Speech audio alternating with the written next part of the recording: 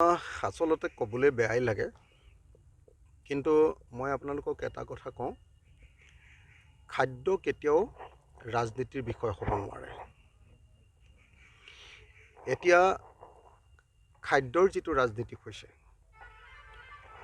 সেইটো অত্যন্ত বেয়া পৰিস্থিতিলৈ গতি কৰিছে। গো মাংস এতিয়া ৰাজনীতিৰ বিষয় হৈ পৰিলে। তো খাদ্য কেতিয়াও সঁচাসঁচিকৈ কেতিয়াও ৰাজনীতিৰ বিষয় নহয়।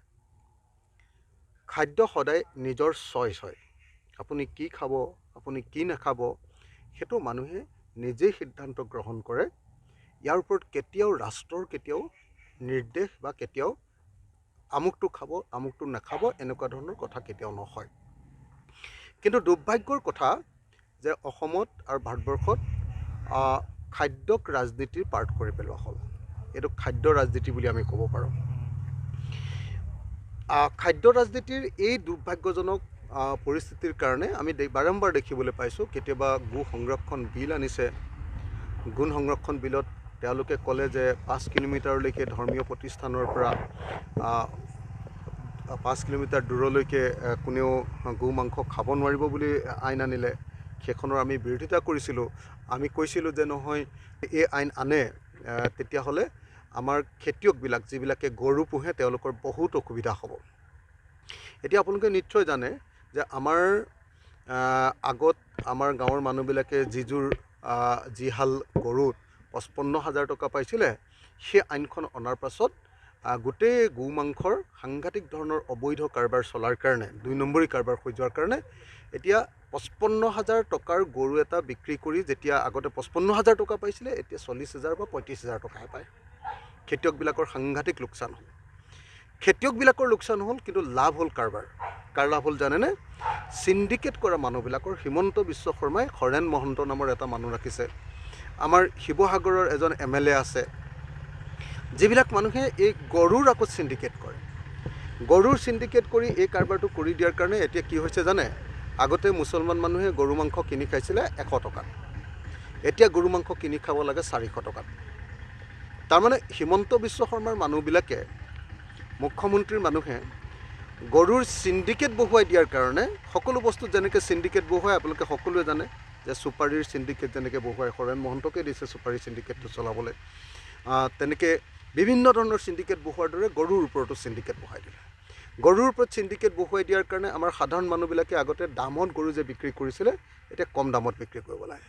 গৰুহাল কম দামত বিক্ৰী কৰে, কিন্তু গৈ যেতিয়া আচল বজাৰ পাইগৈ, য'ত বিক্ৰী হয়, য'ত ডাঙৰ বেপাৰীবিলাকে গৈ বিক্ৰী কৰে, এবাৰ কিনি লৈ আকৌ বিক্ৰী কৰে, সেই সময়ত কিন্তু আমি দেখিবলৈ পাওঁ যে তাতে আকৌ গৰুৰ দামটো সাংঘাতিক বৃদ্ধি পালে। তাৰ ফলস্বৰূপে মাংসৰ দাম বাঢ়ি গ'ল। এতিয়া সেইকাৰণে মই অতি স্পষ্ট ভাষাৰে আপোনালোকক এটা ক'ব খুজিছোঁ, পৃথিৱীৰ কোনো ভদ্ৰলোকে মাংসক লৈ, খাদ্যক লৈ কেতিয়াও ৰাজনীতি নকৰে। কিন্তু আপোনালোকে সকলোৱে জানে যে অসমত বৰ্তমান হিটলাৰী ৰাজ চলি আছে। এখন ফেচিষ্ট চৰকাৰ আছে অসমত, এখন সাম্প্ৰদায়িক চৰকাৰ আছে, যি মানুহক ডিষ্টাৰ্ব কৰাটোৱে তেওঁলোকৰ কাম। আপোনালোকে সকলোৱে জানে যে চামগুৰিৰ যেতিয়া উপনিৰ্বাচন হৈছিলে, চামগুৰিৰ উপনিৰ্বাচনৰ সময়ত আমি দেখিছিলোঁ যে বিজেপিয়ে ভোট পাবৰ কাৰণে গৰু মাংস বিতৰণ কৰিছিলে।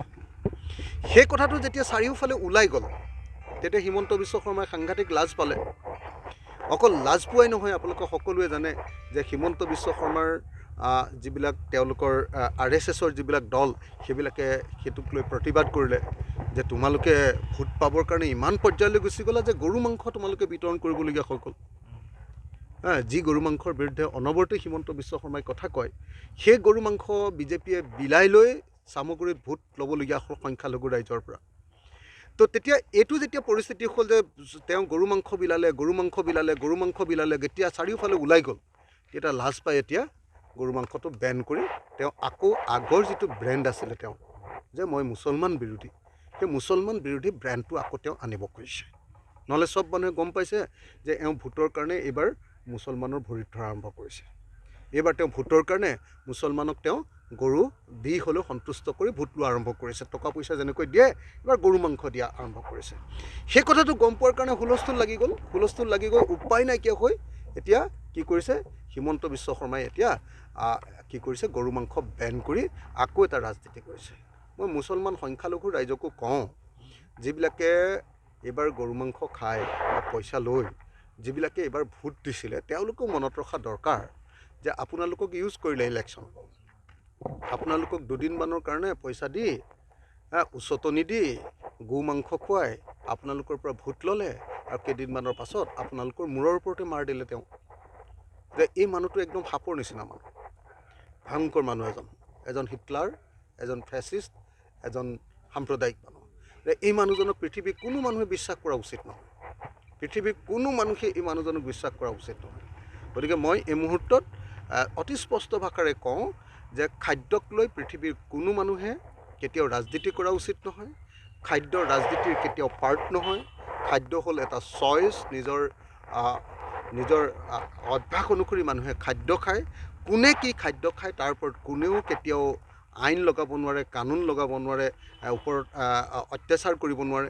মই গাহৰি মাংস খাওঁ, মোৰ ওপৰত কেতিয়াও কোনেও ক'ব নোৱাৰে যে মোক গাহৰি মাংস নাখাবি। মই দপাই সদায় কৈ থাকোঁ যে মই গাহৰি মাংস খাওঁ। মোক গাহৰি মাংস খোৱা কোনোবাই বন্ধ কৰিব পাৰিব নেকি? কাৰোবাৰ দম আছে অসমত? হিমন্ত বিশ্ব শৰ্মাৰ দম আছে নেকি যে গাহৰি মাংস খোৱাত বন্ধ কৰিব পাৰিব? কিন্তু সংখ্যালঘু ৰাইজ যিহেতু এতিয়া বিপদত আছে, তেওঁলোকে হিন্দু মুছলমানৰ ৰাজনীতি কৰি সংখ্যালঘু ৰাইজক যিহেতু চেপা মাৰি ধৰি আছে, গতিকে সংখ্যালঘু ৰাইজৰ ওপৰত তেওঁলোকে খোৱা খাদ্যৰ ওপৰত এনেকৈ হিমন্ত বিশ্ব শৰ্মাই আক্ৰমণ কৰিছে। সকলো মানুহৰ এইটো সংবিধান প্ৰদত্ত মৌলিক অধিকাৰ যে কি খাদ্য খাব, কি খাদ্য নাখাব, সেইটো তেওঁলোকে নিজে সিদ্ধান্ত ল'ব। মই কি খাম সেইটো মই নিজে সিদ্ধান্ত ল'ম, আন কোনেও মোৰ খাদ্যৰ ওপৰত সিদ্ধান্ত ল'ব নোৱাৰে। মই ভাত খাওঁ, সেইটো খাদ্য আমেৰিকাৰ মানুহ এজনে ক'ব নোৱাৰে যে তুমি ভাত খাব নোৱাৰিবা। এইটো কথা কোৱাৰ অধিকাৰ কাৰো নাই। বা নৰেন্দ্ৰ মোদী ডাঙৰীয়াই ক'ব নোৱাৰিব যে তুমি আপোনাৰ আলু পিটিকাৰে ভাত খাব নোৱাৰিবা, তুমি আমুকহে খাব লাগিব, তুমি বিৰিয়ানীহে খাব লাগিব, তুমি খিচিৰিহে খাব লাগিব, জাতীয় খাদ্যহে খাব লাগিব। এনেকুৱা ধৰণৰ কথা কোনেও ক'ব নোৱাৰে। এইটো কোনো সভ্য মানুহে এনেকুৱা কামত কেতিয়াও হাত নিদিয়ে। জুবিন গাৰ্গৰ গীতসমূহৰ ওপৰত আধাৰিত গানে কি আনে নামৰ এটা সুন্দৰ অনুষ্ঠান আপোনালোকৰ ওচৰলৈ আহি আছে অতি শীঘ্ৰে। অহা 15 আগষ্টৰ পৰা ধেমাজিৰ পৰা প্ৰথম অডিশ্যন আৰম্ভ হ'ব আৰু সেই অডিশ্যনৰ যোগেদি বিভিন্ন কণ্ঠশিল্পীসকলে যিসকলে এই অনুষ্ঠানত যোগদান কৰিব বিচাৰে তেওঁলোকে এই অডিশ্যনৰ যোগেদি আগবাঢ়ি আহক আৰু জুবিন গাৰ্গৰ বহুত ভাল লগা গান আমি সদায় শুনি আহোঁ। আৰু আপোনালোকৰ যদি ভাল লগা গান থাকে, জুবিন গাৰ্গৰ আপোনালোকে গাই ভাল পায়, তেন্তে অডিশ্যনত যোগদান কৰক। মোৰ ফালৰ পৰা আন্তৰিক শুভকামনা থাকিল এই সম্পূৰ্ণ অনুষ্ঠানটোলৈ। ধন্যবাদ।